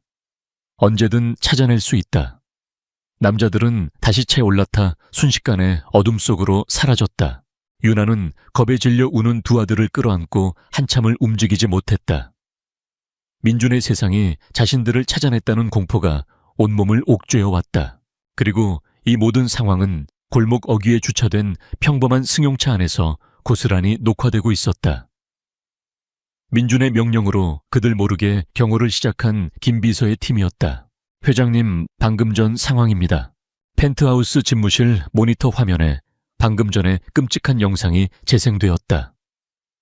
검은 승합차가 자신의 아이들을 덮치는 장면, 공포에 질린 유나의 얼굴, 겁에 질려 우는 아이들의 모습, 민준의 얼굴에서 모든 감정이 사라졌다. 죄책감과 분노는 이제 한 점의 오차도 없는 차가운 결의로 응축되었다. 처음에는 단지 과거를 숨기려는 시도라고 생각했다. 하지만 이제는 아니었다. 이것은 위협을 제거하려는 시도였다. 그들은 단지 자신과 가족을 떼어놓으려는 것이 아니라 그의 가족을 죽이려 하고 있었다. 민주는 김 비서를 향해 돌아섰다. 그의 목소리는 모든 감정이 제거되어 오히려 더 섬뜩하게 들렸다. 제이오 차량 운전자, 그리고 그들을 보낸 배후를 찾아. 단 한 놈도 놓치지 마. 네, 회장님. 그리고 지금부터 내 가족은 내 시야에서 벗어나지 않는다. 민준의 눈이 얼음처럼 빛났다. 무세운 수를 써서라도 당장 그들을 내게 데려와. 지금 당장. 개인적인 드라마는 이제 생사를 건 전쟁으로 변모했다. 얼음의 왕좌에 앉아있던 남자는 그의 가족을 지키기 위해 직접 검을 뽑아 들 준비를 마쳤다. 강민준의 명령은 즉각적인 행동으로 이어졌다. 그의 지시에 따라 움직이는 김도연 비서의 팀은 단순한 경호원을 넘어 국가정보기관에 버금가는 정밀함과 신속함으로 움직였다. 그들이 서윤아의 낡은 보금자리에 도착했을 때 예상했던 대로 그녀는 격렬하게 저항했다. 방금 전의 공격으로 극도의 공포에 사로잡힌 그녀에게 갑자기 나타난 검은 양복의 사내들은 또 다른 위협일 뿐이었다. 오지 마세요. 누구시죠? 제발 저희 좀 내버려 두세요. 그녀는 아이들을 등 뒤에 숨기고 깨진 유리 조각을 무기처럼 집어들었다. 그 처절한 저항 앞에서 훈련된 요원들도 섣불리 다가서지 못했다. 그때 김 비서가 직접 앞으로 나섰다. 그는 자신의 신분증을 꺼내 보이며 차분하지만 단호한 목소리로 말했다. 서윤아 씨, 저희는 해치러 온 게 아닙니다. JK그룹 비서실장 김도현입니다. JK그룹이라는 이름에 윤아의 얼굴이 더욱 하얗게 질렸다. 강민준 회장님의 명령입니다. 이것이 아이들을 지킬 수 있는 유일한 방법이라고 하셨습니다. 위협은 실제하며 그 위협은 회장님에게서 비롯된 것이 아닙니다. 김 비서의 흔들림 없는 눈빛과 목소리에는 상대를 압도하는 힘이 있었다. 윤아는 잠시 망설였다. 방금 전 자신들을 덮쳤던 검은 승합차의 공포, 그리고 지금 눈앞에 이 남자들이 풍기는 질서전견한 위압감. 어느 쪽이 더 위험한지 가늠할 수 없었다. 하지만 아이들의 안전이 걸린 문제였다. 그녀는 결국 떨리는 손에서 유리 조각을 떨어뜨렸다. 그들은 민준의 펜트하우스로 가지 않았다. 너무 많은 눈이 쏠려 있는 곳이었다. 대신 그들이 도착한 곳은 서울의 또 다른 부촌에 위치한 민준의 존재조차 등록되지 않은 비밀 안전가옥이었다. 최첨단 보안 시스템을 갖춘 고급스러운 펜트하우스. 금방이라도 무너질 것 같던 그들의 쪽방과는 천지 차이였다. 윤아에게는 이곳이 또 다른 감옥처럼 느껴졌지만 아이들은 달랐다. 태어나서 처음 보는 푹신한 소파와 따뜻한 방 냉장고를 가득 채운 음식에 한 소리와 한결이는 낯설음 속에서도 금세 활기를 찾았다. 그 모습을 보는 윤아의 마음은 복잡하게 갈라졌다. 얼마 후 강민준이 도착했다. 둘 사이에는 무거운 침묵이 흘렀다. 윤아는 방어적으로 그를 쏘아보았다. 민준은 과거의 이야기나 아이들의 친자 관계를 섣불리 꺼내지 않았다. 대신 그는 김 비서에게서 건네받은 태블릿을 그녀에게 내밀었다. 이것 때문에 당신을 여기로 데려온 거야. 화면에는 그들이 습격당했던 골목의 CCTV 영상이 재생되고 있었다. 검은 승합차가 아이들을 향해 돌진하는 장면을 본 윤아의 숨이 멎었다. 이게 대체 당신이 도망치고 있는 것의 실체야. 민준이 차분하지만 냉정하게 말했다. 그리고 이걸 사주한 배우는 내 새어머니인 최은경 이사장일 가능성이 높아. 그는 최 이사장이 자신의 아들 강지훈을 후계자로 만들기 위해 어떤 동기를 가지고 있는지, 지난 7년간 어떤 일이 있었을지 논리적으로 설명했다. 윤아는 믿을 수 없다는 듯 고개를 저었다. 한때는 자애로운 미소로 자신을 대했던 최애 여사의 얼굴 뒤에 그런 아기가 숨어있다는 것을 상상할 수 없었다. 민주는 그녀에게 한 걸음 다가섰다. 그는 연인이 아닌 보호자의 목소리로 엄숙하게 약속했다. 7년 전 나는 당신을 지키지 못했어. 두 번 다시 그런 실수는 반복하지 않아. 내가 이 모든 것을 끝낼 거야. 그때까지 당신과 아이들은 여기가 가장 안전해. 내 모든 것을 걸고 약속하지. 그의 진심 어린 목소리와 상황의 심각성이 그녀의 방어막을 조금씩 허물기 시작했다. 장면은 JK 타워 지하 깊숙한 곳. 외부에는 존재하지 않는 워룸으로 전환되었다.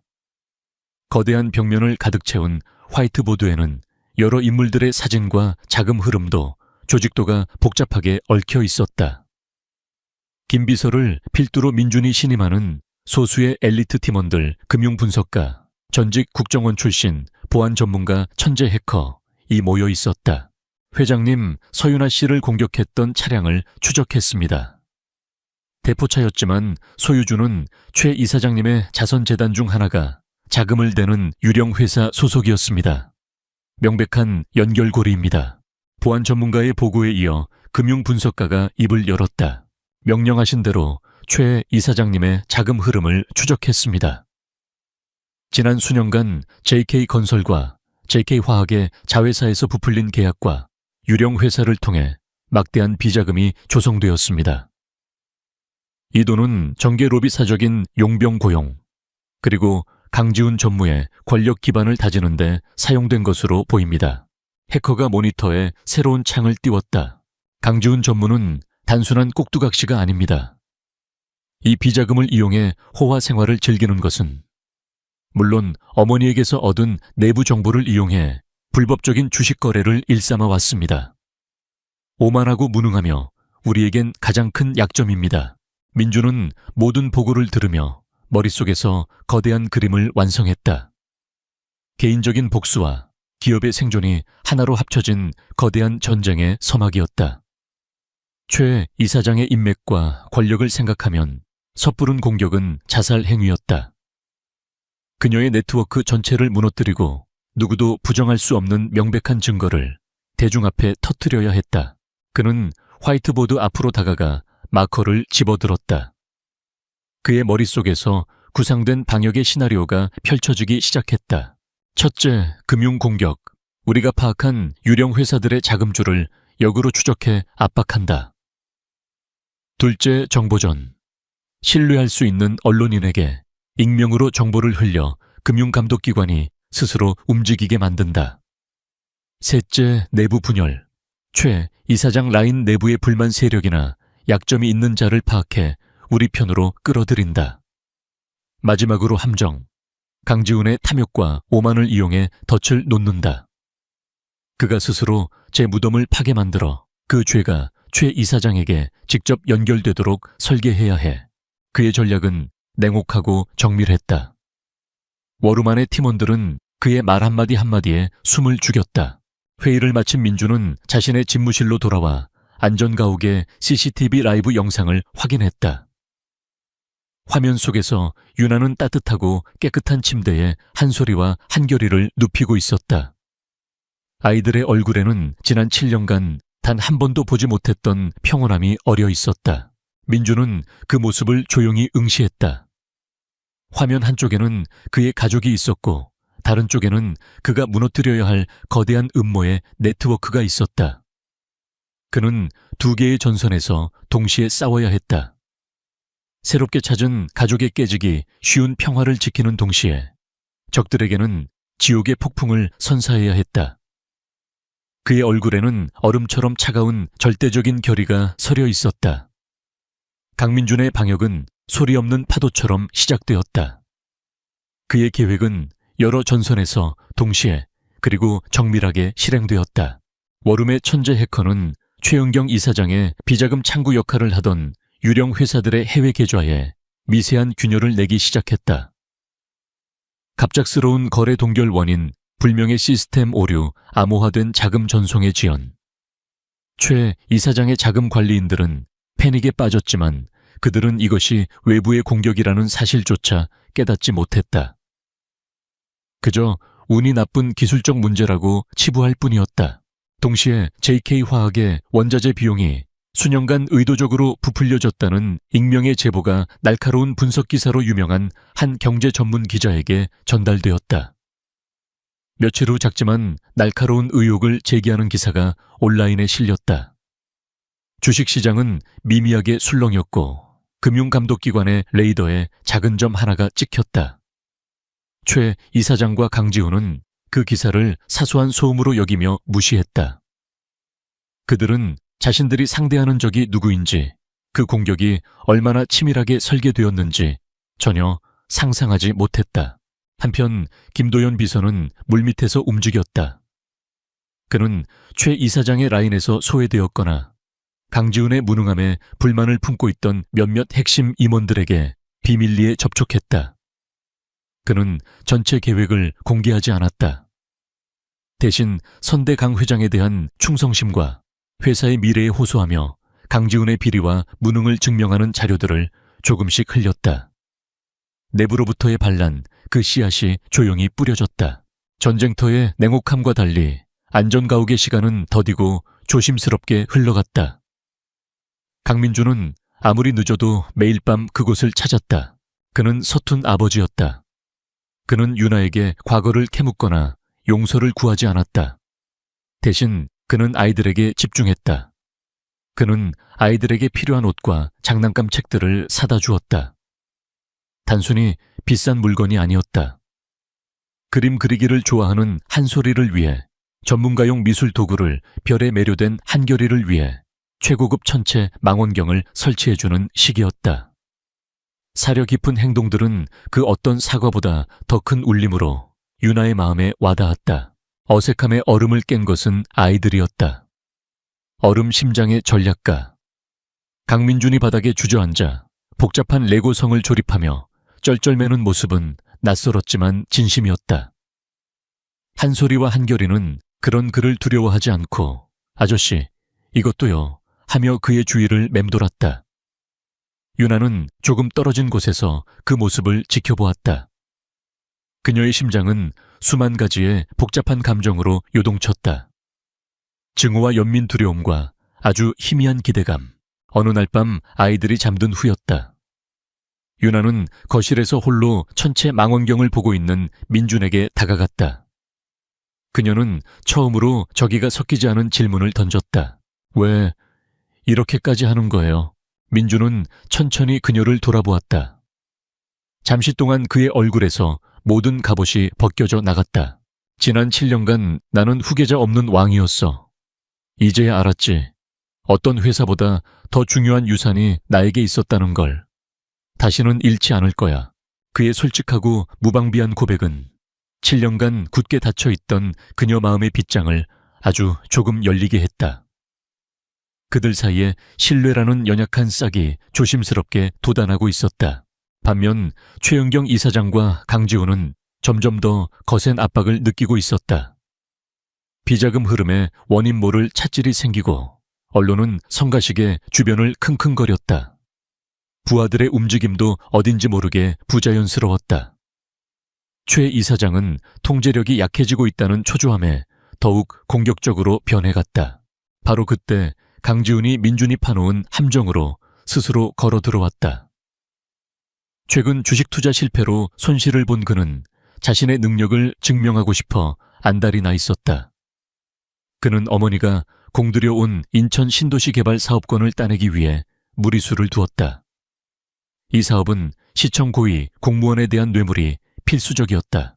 하지만 민준의 팀은 이미 그 공무원에게 먼저 접촉한 후였다. 최 씨 모자와 함께 가라앉을 것인가? 아니면 우리에게 협조하고 면죄부를 받을 것인가?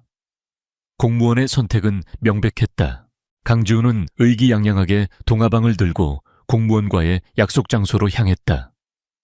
그가 동화방을 건네고 사업에 대한 청탁을 하는 모든 과정은 민준의 팀이 설치해둔 초소형 카메라와 녹음기에 고스란히 담기고 있었다. 덫에 걸려든 것이다. 그날 밤 두 개의 장면이 교차했다. 안전가옥.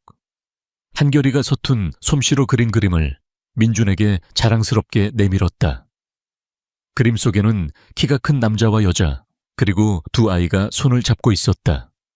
아이는 키 큰 남자를 손가락으로 가리키며 말했다. 아저씨, 유치한 그림이었지만 민준에게는 JK그룹 전체보다 더 값진 것이었다. 그의 입가에 아주 희미하고 진실된 미소가 떠올랐다. 같은 시각 월음. 김 비서가 모니터에 영상을 재생했다. 강지훈이 인천시 공무원에게 현금이 가득 담긴 서류 가방을 건네는 장면이 선명한 화질과 음성으로 흘러나왔다. 마지막 퍼즐 조각이 맞춰졌다. 안전가옥에서 아이의 그림을 보며 미소 짓던 민준의 얼굴과 월음에서 아들의 범죄 증거를 확인하는 민준의 얼굴이 겹쳐졌다. 따뜻했던 미소는 온데간데 없이 사라지고 사냥감의 숨통을 끊기 직전의 포식자처럼 섬뜩하리만치 침착한 표정만이 남아있었다. 전세는 완전히 역전되었다. JK그룹의 정기 주주총회일 서울의 컨벤션 센터 대강당은 수백 명의 주주와 기자들로 가득 차 있었다. 공기 중에는 팽팽한 긴장감이 감돌았다. 재계에서는 이미 JK그룹 내부의 권력 투쟁에 대한 소문이 파다했다. 오늘 그 보이지 않는 전쟁의 승패가 결정될 것이었다. 단상 중앙 강민주는 포커페이스를 유지한 채 앉아 있었다. 그의 왼쪽에는 명예회장이라는 직함 뒤에 날카로운 발톱을 숨긴 최은경 이사장이 자애로운 미소를 띤 채 앉아 있었고, 오른쪽에는 불안과 오만이 뒤섞인 표정의 강지훈 전무가 앉아 있었다. 주주총회는 예정된 절차에 따라 지루하게 흘러갔다. 재무제표 승인, 감사보고. 하지만 모두가 알고 있었다. 이것은 폭풍 전의 고요에 불과하다는 것을. 마침내 최은경 이사장이 임시 발언권을 얻어 자리에서 일어났다. 장내의 모든 시선이 그녀에게 쏠렸다. 그녀는 슬픔과 비통함이 섞인 목소리로 입을 열었다. 존경하는 주주 여러분, 그리고 JK그룹을 아껴주시는 모든 분들. 저는 이 그룹의 창업주이신 고 강기철 회장님의 아내이자 이 회사의 미래를 누구보다 걱정하는 어미의 마음으로 이 자리에 섰습니다. 그녀는 눈가를 손수건으로 살짝 훔치는 연기를 하며 말을 이었다. 강민준 회장은 그동안 회사를 잘 이끌어왔습니다. 하지만 최근 그의 독단적인 경영과 불투명한 의사결정은 회사를 큰 위기로 몰아넣고 있습니다. 뿐만 아니라 그의 사생활에서 불거진 도덕적 문제 역시 JK그룹의 명예에 심각한 흠집을 내고 있습니다. 사생활 문제. 그 단어에 기자들의 카메라 플래시가 일제히 터졌다. 최 이사장은 이 자리에서 서윤아의 존재를 폭로함으로써 민준을 스캔들에 휘말린 부도덕한 총수로 몰아갈 작정이었다. 그녀는 준비한 자료들을 제시하며 민준이 최근 무리하게 추진한 몇몇 프로젝트의 위험성을 과장하여 비난했다. 그녀의 편에 선 몇몇 이사들이 동조 발언을 쏟아내며 장내의 분위기를 몰아갔다. 모든 것이 그녀의 시나리오대로 흘러가는 듯했다. 이제 마지막 결정타만 남은 상황이었다. 따라서 저는 회사의 미래를 위해 강민준 회장의 해임안을 긴급 안건으로 상정하는 바입니다. 장내는 술렁임으로 가득 찼다. 강지훈의 입가에 승리의 미소가 번졌다. 하지만 공격의 대상인 강민준은 미동도 없이 그 모든 것을 지켜보고 있었다. 마침내 사회자가 그의 의견을 묻자 그는 천천히 마이크 앞으로 다가갔다. 최은경 이사장님의 우려에 깊은 유감을 표합니다. 그의 목소리는 놀라울 정도로 차분했다. 하지만 사실 관계를 바로잡을 필요가 있겠습니다. 이사장님께서 제기하신 문제들은 사실과 다릅니다. 오히려 진짜 위기는 다른 곳에 있습니다. 그는 연단 옆에 거대한 스크린을 향해 손짓했다. 제가 지금부터 보여드리는 것이야말로 우리 JK그룹을 좀먹고 있는 진짜 위기의 실체입니다. 최 이사장의 얼굴에 찰나의 당혹감이 스쳤다. 저 자신감은 대체 어디서 나오는 거지? 다음 순간 스크린에 영상이 나타났다. 어두운 고급 룸살롱. 화면 속에는 강지훈 전무가 인천시의 고위 공무원에게 현금이 가득 담긴 동화방을 건네며 사업 청탁을 하는 장면이 고스란히 담겨 있었다. 날짜와 시간, 그리고 그들의 대화 내용이 선명한 자막으로 함께 표시되었다. 저게 뭐야? 강지훈이 비명을 지르며 자리에서 벌떡 일어났다. 장내는 아수라장이 되었다. 최은경 이사장의 얼굴은 새하얗게 질렸다. 하지만 그것은 시작에 불과했다. 화면은 곧바로 다음 영상으로 넘어갔다. 서윤아와 아이들이 살던 골목길의 CCTV 영상. 검은 승합차가 그들을 향해 돌진하는 장면이 슬로우 모션으로 재생되었다. 그리고 그 차량의 소유주가 최 이사장의 자선재단과 연결된 유령 회사라는 증거 자료가 뒤이어 나타났다. 이것은 단순한 경영권 다툼이 아닙니다. 살인 미수입니다. 민준의 목소리가 얼음처럼 차갑게 강당 전체에 울려 퍼졌다. 쉴 틈도 없이 스크린에는 지난 수년간 JK건설과 화학에서 비자금이 조성되어 최은경 이사장의 비밀 계좌로 흘러들어간 내역이 복잡한 도표와 함께 펼쳐졌다. 돈 세탁에 동원된 유령 회사들의 이름 날짜 금액이 한치의 오차도 없이 기록되어 있었다. 그것은 누구도 부정할 수 없는 완벽한 범죄의 기록이었다. 최은경은 온몸을 부들부들 떨었다. 그녀가 수십 년간 쌓아 올린 성이 눈앞에서 무너져 내리고 있었다. 거짓말이야. 전부 조작이야. 저건 음해야. 그녀의 비명은 장내의 소란 속에 공허하게 흩어졌다. 그녀의 편에 섰던 이사들은 이미 얼굴이 사색이 되어 고개를 숙이고 있었다. 민주는 마지막 결정타를 날렸다. 최은경 이사장, 당신은 내 아버지의 아내였고 나에게는 어머니와 같은 분이었습니다. 하지만 당신은 권력을 위해 한 여자의 인생을 망가뜨렸고 당신의 핏줄이 아니라는 이유로 내 아이들을 죽이려 했습니다. 당신은 더 이상 이 회사에 그리고 내 가족의 일원이 될 자격이 없습니다. 그가 말을 마치는 순간 강당의 뒷문이 활짝 열렸다. 검찰 수사관들이 굳은 표정으로 들어오고 있었다. 그들은 곧장 단상으로 향했다. 특정 경제범죄, 가중처벌 등에 관한 법률 위반 뇌물공여, 살인 미수 등의 혐의로 최은경 씨와 강지훈 씨를 긴급 체포합니다. 수사관들이 강지훈과 최은경에게 다가가 차가운 수갑을 채웠다. 강지훈은 주저앉아 울부짖었고 최은경은 실성한 사람처럼 웃다가 울다가를 반복하며 끌려나갔다.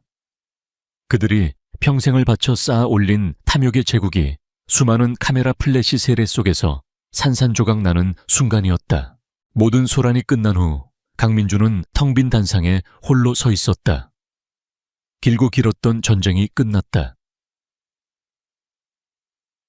하지만 그의 얼굴에는 승자의 기쁨 대신 깊은 허무함과 새로운 책임감의 무게가 드리워져 있었다.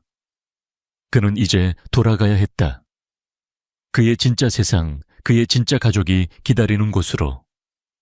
주주총회에 폭풍이 휩쓸고 간 후 재계는 한동안 JK그룹의 이야기로 떠들썩했다. 최은경과 강지훈 모자는 법의 엄정한 심판을 받았다. 그들이 수십 년간 쌓아 올린 범죄의 탑은 언론의 집중포화 속에서 낱낱이 해체되었고 결국 긴 징역형을 선고받으며 역사의 뒤양일로 사라졌다. 강민주는 피해 숙청을 단행했다. 최은경 라인에 서서 불법에 가담했던 임원들은 모두 해고되었고 그 빈자리는 능력과 충성심을 갖춘 젊은 인재들로 채워졌다. JK그룹은 큰 상처를 입었지만 썩은 부위를 도려낸 덕분에 오히려 더 건강하고 투명한 조직으로 거듭날 준비를 마쳤다. 하지만 강민준에게 이런 것들은 더 이상 삶의 중심이 아니었다. 그의 진짜 세상은 다른 곳에 있었다. 그는 서울의 화려한 펜트하우스를 처분했다. 그곳은 성공의 상징이었지만 동시에 고독과 상처의 공간이기도 했다. 대신 그는 경기도 외곽 넓은 정원이 딸린 아늑한 단독주택을 구했다. 차가운 대리석과 유리 대신 따뜻한 원목과 햇살이 가득한 집이었다. 그 집으로 그는 자신의 진짜 가족을 데려왔다. 새로운 삶은 서툴고 어색했다. 7년의 공백과 상처는 하루아침에 사라지지 않았다. 유나는 여전히 밤마다 악몽을 꾸었고 낯선 초인종 소리에도 화들짝 놀라곤 했다. 그녀의 마음속 깊은 곳에는 세상과 남자에 대한 불신이 흉터처럼 남아있었다. 민주는 그녀를 다그치지 않았다. 그는 왕좌에 앉아 명령을 내리던 남자가 아니라 상처 입은 아내의 곁을 묵묵히 지키는 남편이 되는 법을 배워야 했다. 그는 매일 아침 아이들을 유치원에 데려다 주었고 저녁에는 회사에서 아무리 힘든 일이 있었어도 반드시 집으로 돌아와 가족과 함께 식탁에 앉았다. 가장 큰 변화는 아이들과의 관계였다. 처음 한동안 한솔이와 한결이는 그를 여전히 아저씨라고 불렀다. 민주는 그 호칭을 묵묵히 받아들이며 아이들의 세상에 조심스럽게 스며들었다. 그는 아이들과 함께 흙을 만지며 정원을 가꾸고 서툰 솜씨로 자전거 타는 법을 가르쳐 주었다. 주말에는 북적이는 놀이공원에 가서 다른 아빠들처럼 목마를 태워주며 땀을 뻘뻘 흘렸다. 어느 일요일 오후 정원에서 함께 공놀이를 하던 중이었다. 한결이가 찬 공이 대굴대굴 굴러가 도로에 멈췄다. 아이가 무심코 공을 쫓아 도로로 달려가려는 순간 민주는 심장이 멎는 듯한 기분으로 아이를 향해 몸을 날렸다. 한결아, 안 돼. 그는 아이를 품에 꼭 끌어안았다. 다행히 지나가는 차는 없었다. 하지만 민준의 심장은 미친 듯이 뛰고 있었다. 그는 아이를 잃을 수도 있었다는 공포에 질려 자신도 모르게 아이의 어깨를 붙잡고 외쳤다. 위험하잖아. 아빠가 몇 번을 말했어. 아빠. 그 단어가 그의 입에서 무심코 튀어나왔다. 그 순간 민준도 그의 품에 안긴 한결이도, 그리고 멀리서 그 모습을 지켜보던 유나도 모두 얼어붙었다. 한결이는 동그란 눈으로 아빠의 얼굴을 올려다보았다. 그리고 잠시 후 아이는 작은 목소리로 입을 열었다. 아빠 미안해요. 그 한마디가 모든 것을 바꾸었다. 7년간의 벽이 무너져 내리는 순간이었다. 그날 저녁 한솔이도 어색하게나마 그를 아빠라고 불렀다. 식탁에 둘러앉은 네 식구. 민주는 처음으로 완벽한 행복이라는 감정을 느꼈다. 그가 지난 세월 동안 쫓아다녔던 부와 명예가 얼마나 공허한 것이었는지 깨달았다. 진짜 재산은 돈으로 살 수 없는 바로 이 따뜻한 식탁 위에 있었다. 시간이 흘렀다. 유나의 얼굴에서는 그늘이 걷히고 예전의 밝은 미소가 돌아왔다. 그녀는 다시 붓을 잡고 그림을 그리기 시작했다. 그녀의 캔버스에는 더 이상 어둠과 불안이 아닌 정원에서 뛰노는 아이들과 그 곁을 지키는 남편의 따스한 모습이 채워졌다. 강민준도 변했다. 그는 여전히 유능한 경영자였지만 더 이상 냉혹한 전략가는 아니었다. 그는 직원들의 복지에 더 많은 투자를 했고 사회 환원 사업에도 적극적으로 나섰다. 그의 눈은 이제 재무제표의 숫자 너머에 있는 사람들의 삶을 보기 시작했다. 어느 화창한 봄날 네 식구는 자신들의 손으로 직접 가꾼 정원에서 작은 파티를 열었다. 아이들의 웃음소리가 꽃향기와 함께 바람에 실려 퍼져나갔다. 유나는 민준의 곁에 다가와 그의 손을 조용히 잡았다. 민준 씨, 이제는 말할 수 있을 것 같아. 고마워요. 우리에게 돌아와 줘서. 민준은 말없이 아내를 끌어안았다. 그의 품에는 세상 그 무엇과도 바꿀 수 없는 그의 우주가 있었다. 그는 길고 긴 어둠의 터널을 지나 마침내 진정한 자신의 자리를 찾은 것이다. 억만장자는 자신의 아이들을 몰랐지만 결국 아이들을 통해 세상에서 가장 부유한 사람이 되는 법을 배우게 되었다. 그들의 이야기는 이제 막 진정한 행복의 첫 장을 넘기고 있었다.